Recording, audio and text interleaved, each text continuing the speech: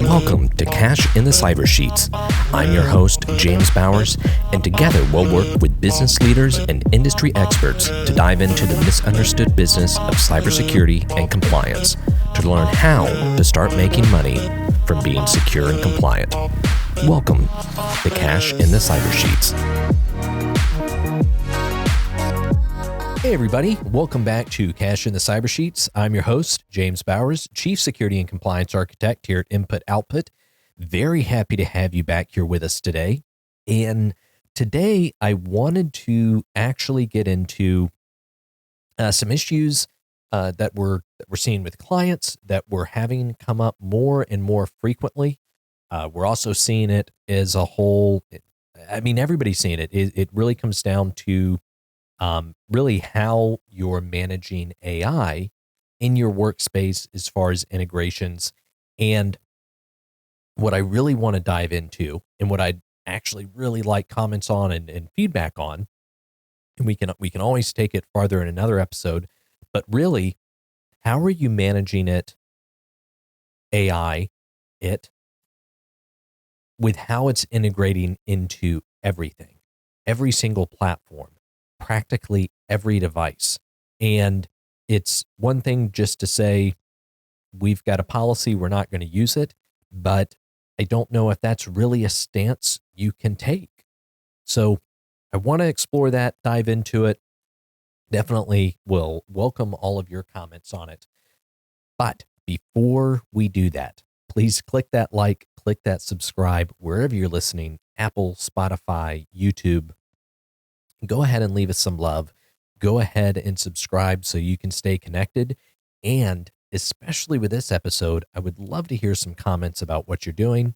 I'll throw in some suggestions, some things we want to hear about. But also, just like we always say, I would love to hear questions you have about security, compliance, and not just things you're having trouble with, but things that are working well for you. So with that said, let's dive into the whole discussion on the AI. So here's the issue. Every platform, everything's getting AI. We're getting bombarded by it. And some of it's kind of cool. We can do, a lot of it is really cool. And it's amazing where it's come just even in the past 6 months, 3 months, 2 years, all of the different changes. But every single platform now has an AI feature, now has an AI integration. And where this really creates an issue is from a data management perspective. I'm not even going to use the word issue. I'm going to say absolute nightmare, because now every single platform that has AI, understanding the terms and conditions, understanding all the ins and outs of how the platform works, how the AI scrapes the data, how it uses it, where it stores it, how it deletes it. These are all things that you have to intimately understand to be able to stay compliant with your policies, procedures, and also other regulatory frameworks. If we're not supposed to be sharing PHI or PII or other sensitive data with other platforms, but here we bring in this AI tool that's going to help answer emails, but at the same time, it's scraping all of that data, ingesting all of that client data. Well, now we've just shared all of this with, I'm not going to give any AI names, but whatever platform it is, whatever large language model, whatever solution, now it may have all of it. So it opens up this whole can of worms. And what's crazy is that now when we have a platform that we have to assess, a new supplier assessment, well, we've got to understand, do you all use AI? How do you use it? What systems does it integrate with? How deep is it going? How much of our data does it have access to? Where can we get that in writing? Where can we validate that? And for any add-ons, any attachments, any API integrations, now it's just layers upon layers of other tools and other platforms that have the opportunity to access our data.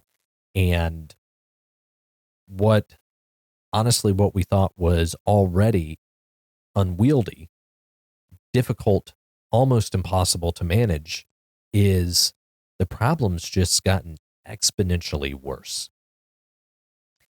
Some other issues that we're seeing is even within some of our more highly regulated companies that we work with, where they've got AI policies, or we're getting AI policies and we're fully locking it down. Okay, we're not going to use AI. If any tool, we've got to turn it off, or we're not going to use tools that have AI. We're not going to allow the integration.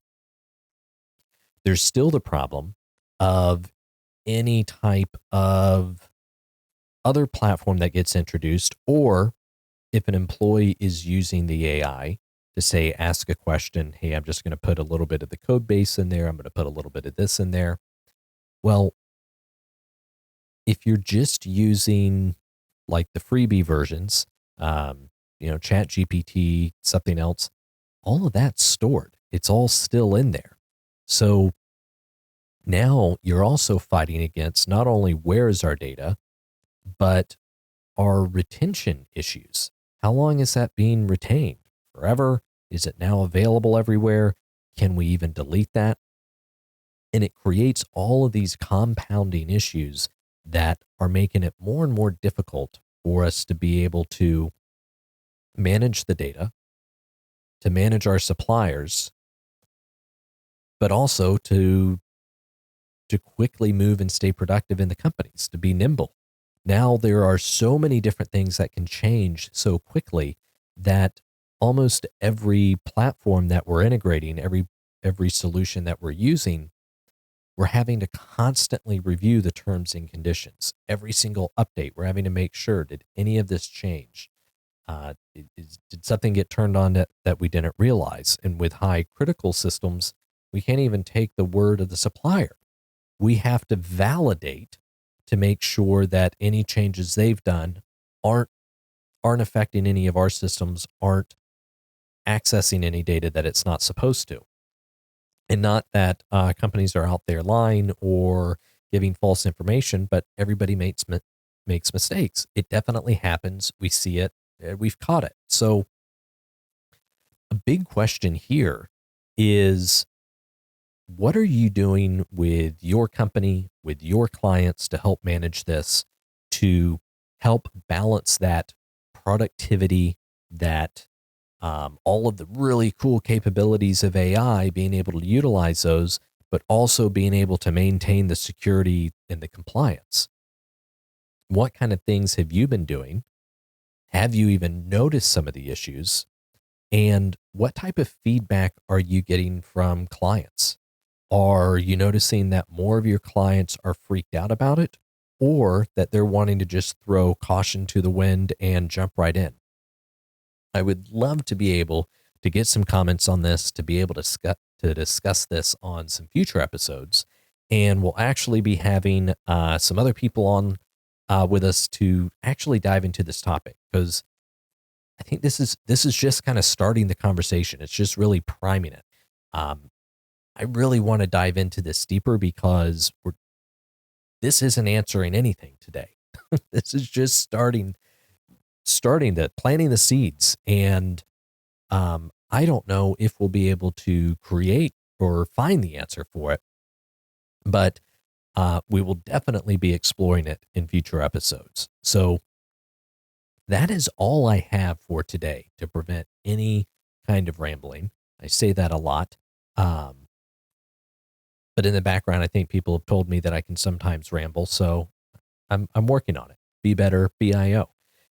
Thank you very much for listening. Definitely stay tuned. Leave those comments about today's episode, the things you're seeing, and also how we can help you and what we can talk about to help you be more secure and compliant. Thanks for listening, and until next time. Thanks for joining us today. Don't forget, click that subscribe button, leave us a review, and share it with your network.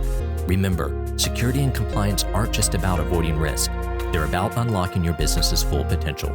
So stay secure, stay compliant, and we'll catch you next week on Cash in the Cyber Sheets. Goodbye for now.